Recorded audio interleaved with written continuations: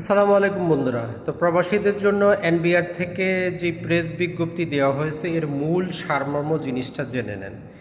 ১ number clarification হচ্ছে mobile নেওয়ার ক্ষেত্রে যারা প্রবাসী আছেন, যাদের বিএমইটি সার্টিফিকেট আছে, ছাড়পত্র আছে এবং ৬ মাস পর্যন্ত অ্যাটলিস্ট দেশের বাইরে ছিলেন, এই রকম ব্যক্তিরা ২টা করে মোবাইল নতুন ব্র্যান্ড নিউ নিয়ে যেতে পারবেন। আর তার ব্যবহৃত ২টা তো থাকতেছে, তার মানে ৪টা নিয়ে যেতে পারবেন।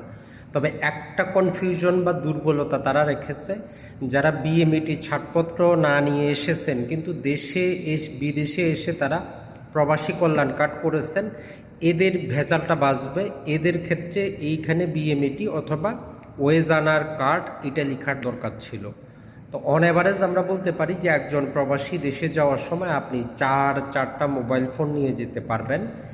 ২টা আপনার ব্যবহৃত হবে হাতে, আর ২টা ব্র্যান্ড নিউ হতে পারে। ৪টাই ব্র্যান্ড নিউ হতে পারে, কিন্তু ২টা ওপেন থাকবে আপনার হাতে ব্যবহারযোগ্য।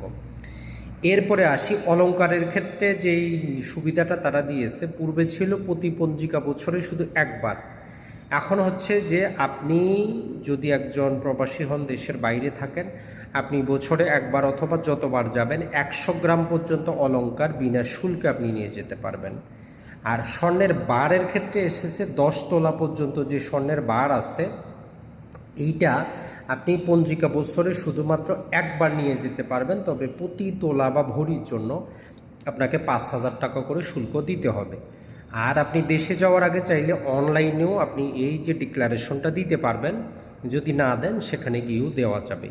মূলত এই কয়েকটা হচ্ছে গুরুত্বপূর্ণ পরিবর্তন তারা এনেছে। ভালো থাকবেন।